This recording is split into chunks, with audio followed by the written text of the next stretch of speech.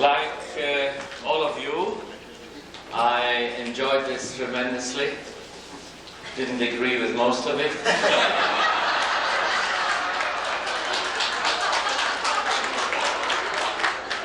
And I think it's been a tremendous addition to our colloquium. Before we start, please... Can I stand? If you wish. This is a free country.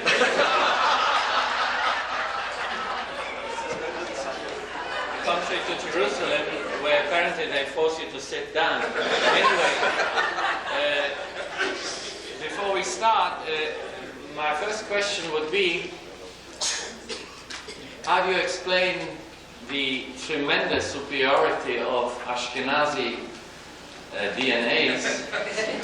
I've got 3 Ashkenazi grandparents.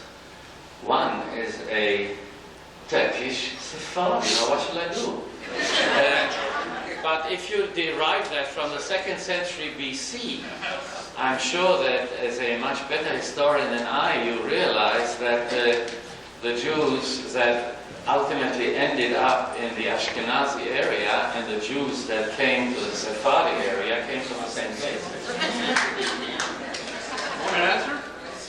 Please, if you wish.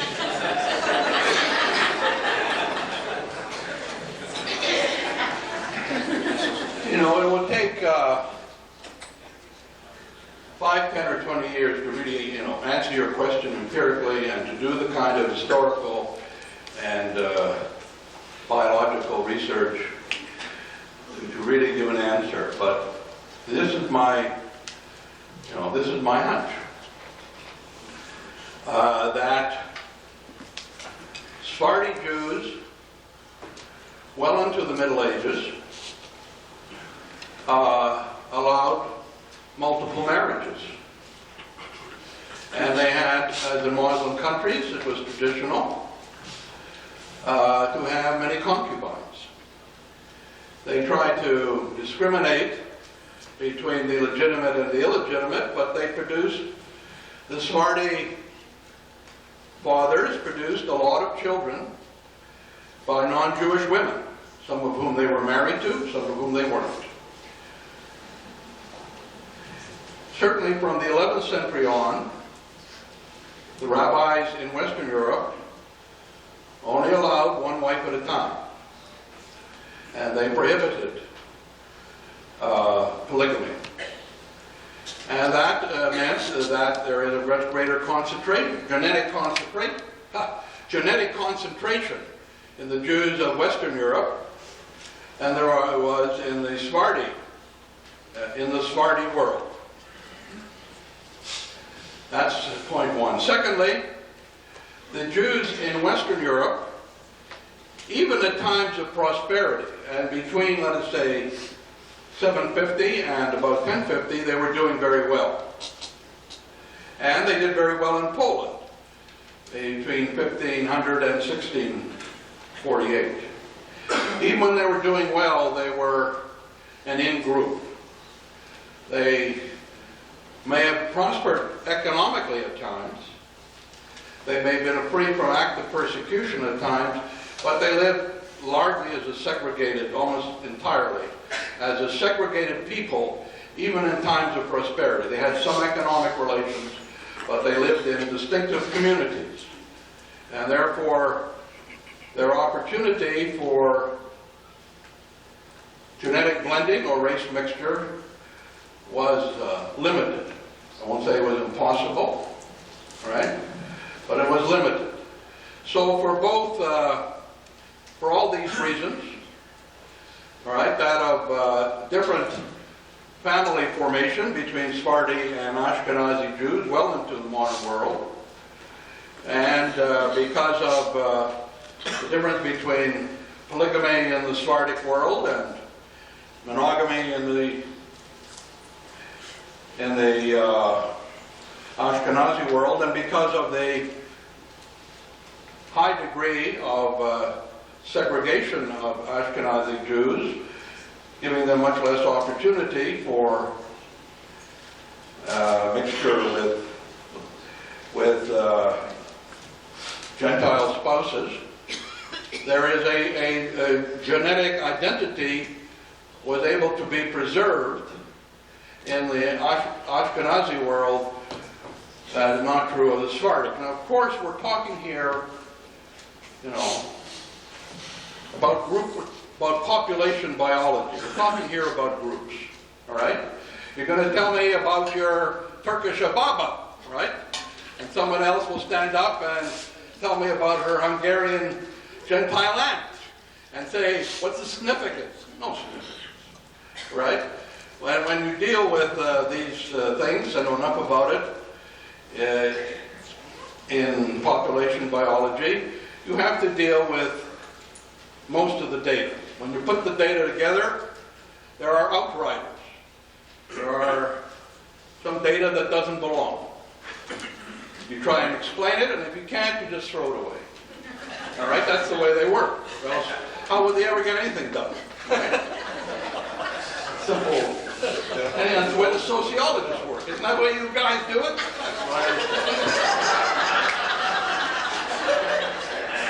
All right, next question.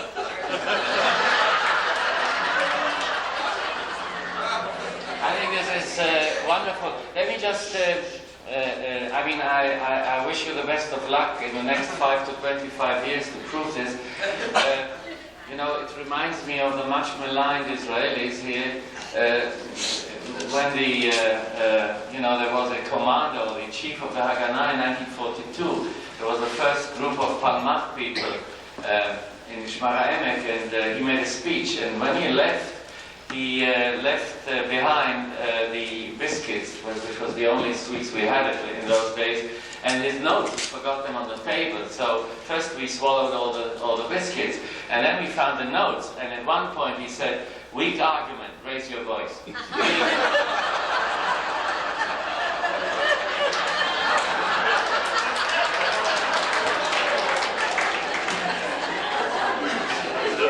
Martin, yes.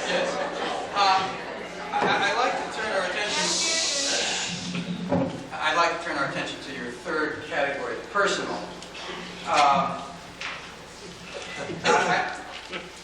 I don't relish being despised, and what I heard, my hearing, was a litany of perfectly good reasons not to be Jewish. And I'm not quite sure how this status of the despised and rejected is an inducement to remaining Jewish. Unless we go back to Joel Feinberg's question, and it's really spite. I don't understand why that's an affirmative reason without some linkage to the Jewish culture and Jewish identity. But on a personal level, if this is what you're going to get, who needs it?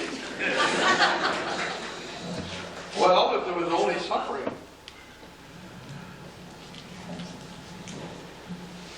I don't know. Although suffering is instructional. It has its value in life. All right? It reduces pride. It makes you reconsider things. Right? I often... You're converting us to Christianity again. No. I don't believe in all that eating bodies and stuff. No. You're distracted, No, we have You ask a question. We have to keep the time. You may not like my answer, but you got to let me, got to let an old man think his way, through this. I often wonder why I write so much and write so well sometimes, and other times I can't write, or what I do write is bad. This is one of the problems that psychologists have dealt with, and I have tried to think back and what is the condition which I'm in when I am highly creative. When I turn out 30 pages a week instead of 5 pages. Things like that. And it's good stuff. And usually when I've been under distress. I'm in a fight with my wife, right? I've been told I'm not getting a raise from the chairman of the department, or I got a big bill from the IRS, or I got a bad toothache. This is one of the standard theories that creativity is related to distress, to fear, right?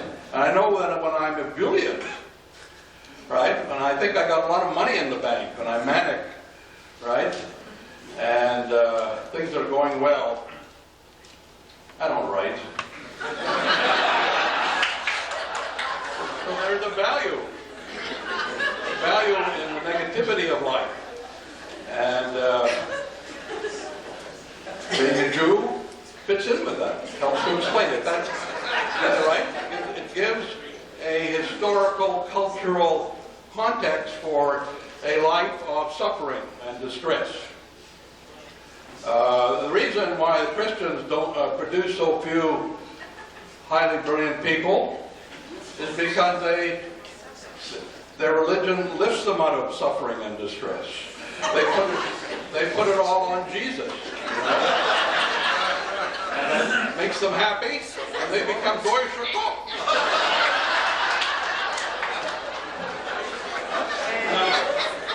The other answer is that the third category, the personal, has to be related to the other two. One, I don't think you can stop being a Jew. All right? Stop thinking like a Jew. We all know that in our business and social relations. We meet people, right, who don't identify themselves as Jewish, right? They may be blondes and pale and whatnot, but there's something about them that makes you feel this person is Jewish. And eventually, if you know them long enough, they reveal that they're Jewish, or you find out who their parents were, who their families were. Right? I think the genetic impulse, the genetic perpetuation is there, and it produces suffering because you are then identified as a Jew, and you're superior as a Jew, and people dislike you and are jealous of you. And sometimes you're even betrayed by other Jews. That's another side, part of the story. But there's value, and then there's the other point I made, the cultural. Jews have done so much intellectually, creatively, artistically. They've been so much in the forefront of science and philosophy and whatnot and whatnot. And it's just amazing, you know, what the areas in which Jews have predominated. I mentioned art history. Who would have thought the Jews would create the science of looking at pictures, which a long time ago in a halakhic tradition they weren't supposed to look at all, I guess, or at least make. And another example from my discipline, the most influential historians in Britain in the 1950s and 60s were two Ashkenazi Central European Jews. Louis Bernstein Nemirovsky, as his original name was, and Jeffrey Elton, my very good friend and mentor, who unfortunately died a few months ago, whom I deeply miss, whose name was originally Ehrenberg. And furthermore, not only were they Jewish, they had high yichus. Nehemiah was a direct descendant of the Vilna Gaon, the great Vilnius rabbi and opponent of the Hasidim, and Elton was a direct descendant of Rabbi Loew of Prague, around 1600, about whom the legend of the Golem developed. These people taught those dumb Englishmen how to write history. And I mean, that's amazing. And when you consider history is a field which the English have cultivated, right? They've been not so great at some other things, but history and philosophy have been the two humanistic fields that they specialized in at Oxbridge. And the two, all right, people who taught them how to do it in the 50s and 60s were Jews, and the guy who taught them how to do philosophy was Wittgenstein. I don't agree with Joel Feinberg's description of Wittgenstein, right? I mean, it isn't only that his family was Jewish, but that they became assimilated or converted, so on. They were terribly Jewish. His whole manner of behavior is Jewish. You read Roy Monk's biography of Wittgenstein, a remarkable book, one of the great biographies. It came out about 5 years ago. His whole manner of behavior was that of a Husite, of a Kabbalistic Husite, and explains a great deal of the way he behaved, the way he taught, right? It comes right out of the old Kabbalistic tradition. I've talked a bit too long. Okay, I'll go. Sorry. Yeah, before we go any further, there is a very large number of comments from the audience, and as you answer the next point, maybe you can weave some of this in. A whole group of weave some of these things into your answer next time. All these? Why don't you hold the lottery? Well, pick one up. No. There's a whole group here that deals with the question that how do you explain the genetic uniqueness of Ashkenazi Jewry with an increasing intermarriage rate in this country, where according to the people who are writing here, you will have to conclude that the IQ or something will go down, and you will have a lesser kind of an intelligence quotient. In any case, somebody says here, intelligence quotients don't measure more than they measure, and that they are not really an indication of anything beyond that. Next point, yes, and then maybe you can weave that in, as I said. Yes, well, yes, I was actually going to ask that question about the genetic impact, but also I want to add on the pain and suffering. I grew up in a family of Ashkenazi Jews with the pain and suffering. You know, they never quite, my parents never quite, left pogroms behind them, even though they came to this country. But I grew up in an atmosphere of oy vey. And my parents never solved problems, they cried. And so pain and suffering might, for you, have been an impulse to creativity and wonderful achievement, but there's no guarantee that living in a life of suffering leads to that particular way of life. And for me personally, the only way I could escape from that oy vey way of approaching life, which I eventually did, was to become a humanist, and then eventually a Jewish humanist. But it was my sense of a person who could achieve and not wait for the pogrom coming around the corner that was going to get me, which allowed me to achieve in life. I never said that Jews ought to wait for the pogrom around the corner, right? I've never done that. I've always found a way. Right? I found a way to be resourceful. And in spite of all the unfairness, right, I struggled on, right? I failed to get this scholarship or that position because I'm a Jew. And that, by the way, still goes on even in the Enlightened days. I've still discriminated against. I give you many horror stories. But I always say, well, there it is. That's the Jewish destiny.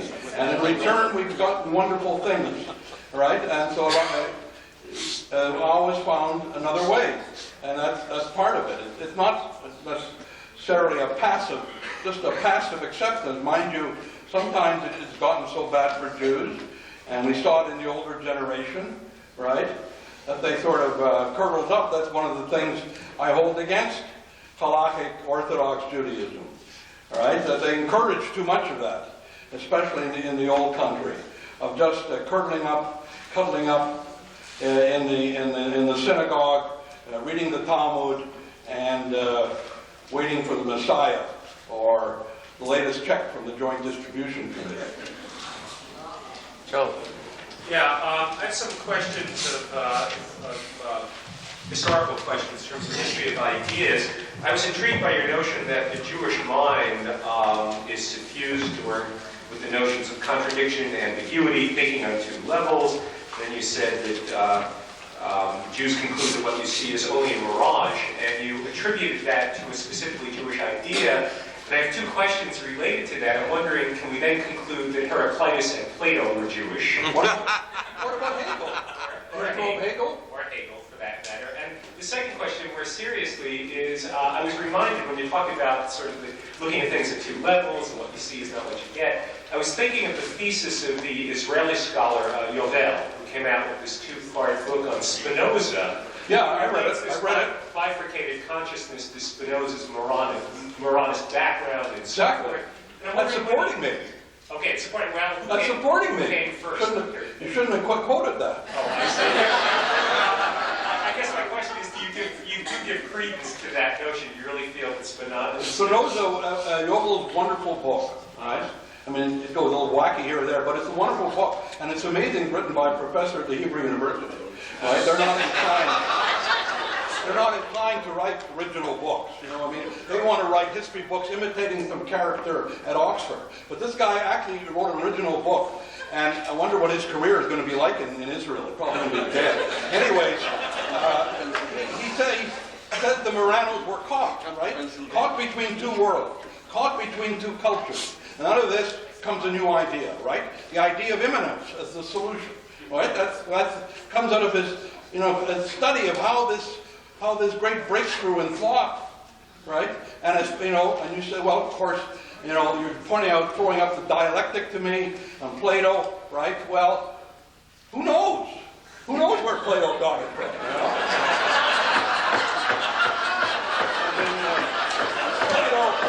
We know that Plato traveled a lot.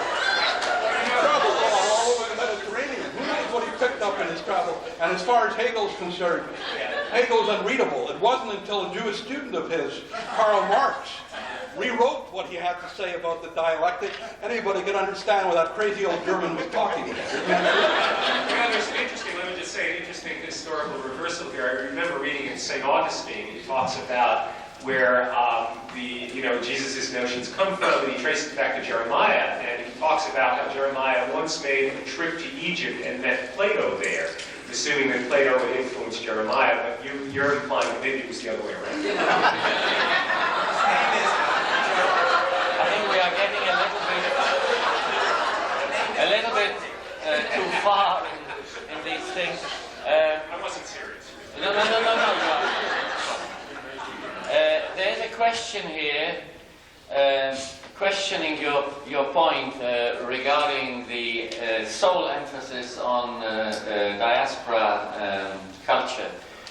There seems to be some connection between Jews and the Bible. That's at least what I understand.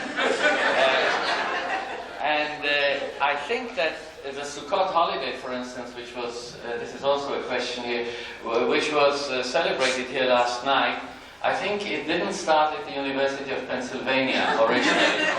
And as far as now my own comment on Yirmiyahu Yovel, he's not the only one. I mean, all right, if you think that all of us historians at Hebrew University don't know how to write history, that's fine. That's perfectly legitimate. But I think that at Hebrew University, you see, there are a few people like Yovel who actually don't go to the University of Pennsylvania, but stay where they are. And could you... No, I'm sorry, we have a sort of one of the... What is your burning. question? You've delivered... No, I just made a comment. What's your question? I have no question. I have Norman, my question sort of follows in the same spirit. You identified three diaspora communities, Spain, Eastern Europe, and Germany. What about the American Jewish community? Does that warrant inclusion in your list? Well, we are immersed in it. I mean, I was saying these are the diaspora cultures we have to consciously project ourselves into and to cultivate and to recreate in our minds, right? The American Jewish community, we are here and we are part of. I mean, so I don't think we need a conscious act of that because we can't get away from it, right? And I might have mentioned that, you know. But I don't think we have to consciously sit around, right, and think about remembering Woody Allen, all right, or Saul Bellow, right, or even George Gershwin. They're part of our being, right? Maybe the time will come when that too will require a conscious creativity. But as of now, they are, you know, very much part, I mean, of our life. And when they write, and they write music or songs or whatever, they do artwork, right? It's just absolutely part of us. So we don't need that act of conscious creation. Though the time may come, maybe it has already come, right? When we will need that. You know what I mean? Except that what we're struggling with is asking ourselves the question, why be Jewish? We live in this American diaspora. Could one motivation be we're part of shaping and evolving great civilization? Well, of course. I mean, that takes... But we have created a great civilization, right? And that we may cultivate it further. I mean, I'm very proud of what American Jews have accomplished. I write about this in my book. I've tried not only intellectually, but business, right? I mean, you know, the Hollywood film is a Jewish creation. The musical comedy is largely a Jewish creation. And the Jews played an important role in everything, you know, everything in American life. The New York Times, the Washington Post, these are Jewish newspapers and reflect, I think, the Jewish mind behind them, all right? The New York Review of Books. The New York Review of Books to me is boring because I think it's so Jewish, right, that there's no challenge in reading it.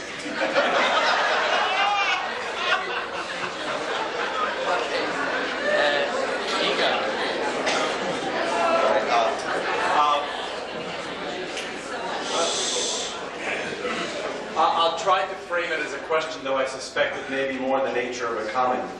In referring to the great diasporas and their culture, you focused almost exclusively on what might be called the elite culture.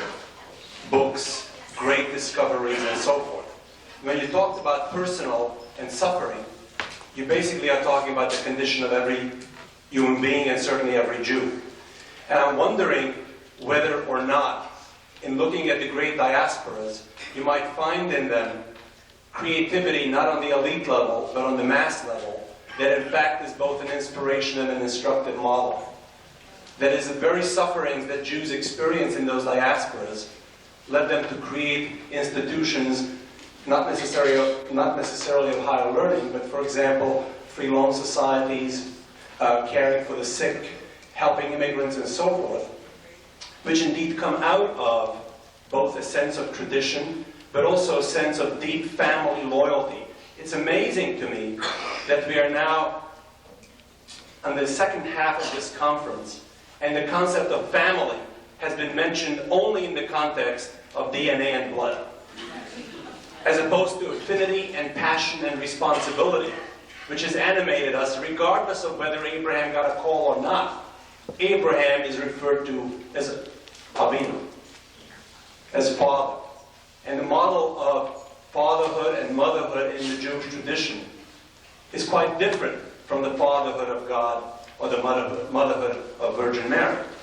I think that we need to recognize the centrality of family loyalty as part and parcel of what sustained Jews precisely through the suffering. So that I don't see in suffering as necessarily a condition to be born, but rather as the condition that produced the Jewish genius for humanity and compassion and Rahmanut, to overcome the suffering, not to revel in it as a source of creativity.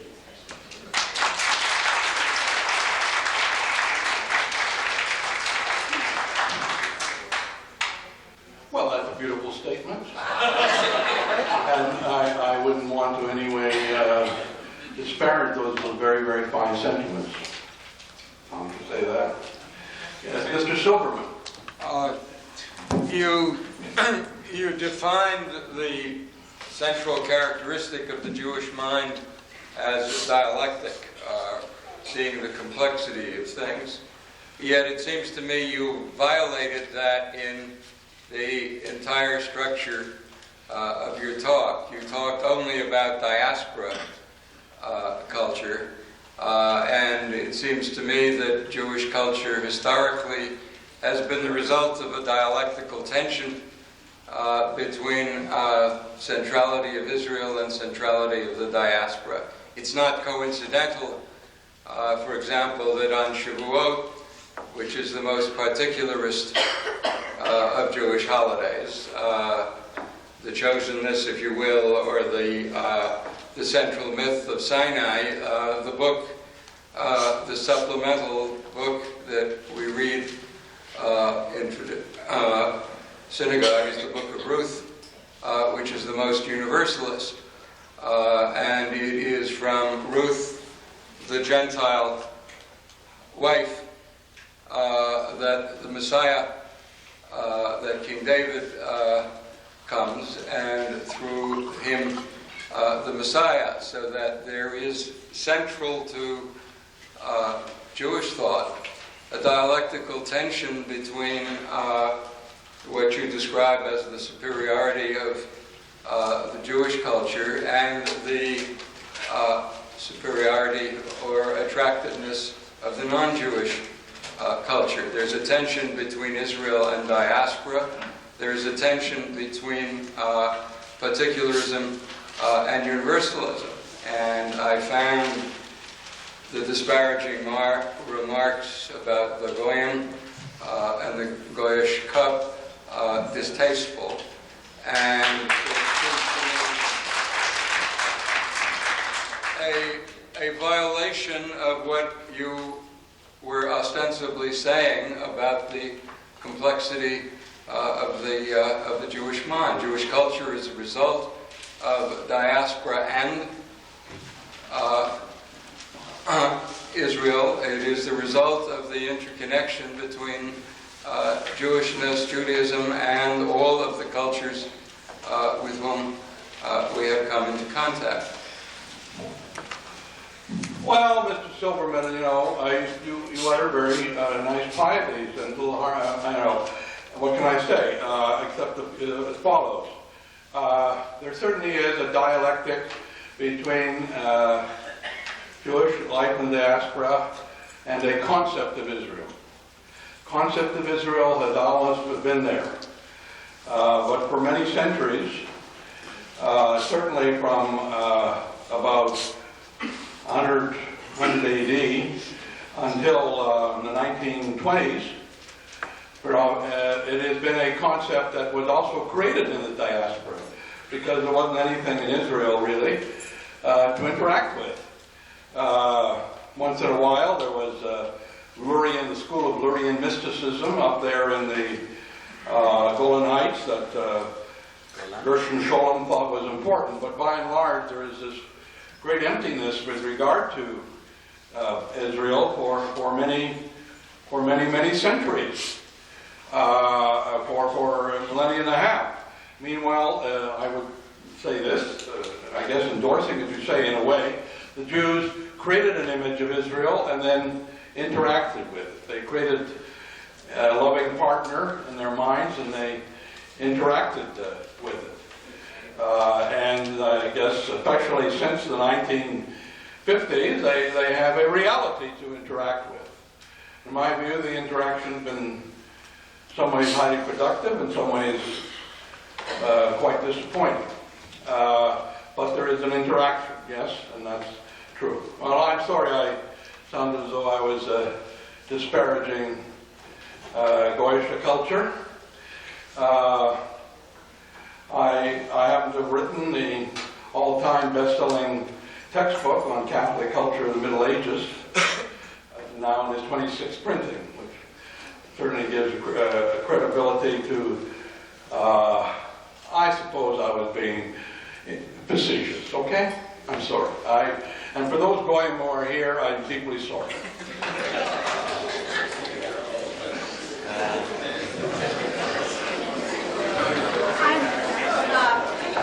Can you all hear me? Take the microphone there.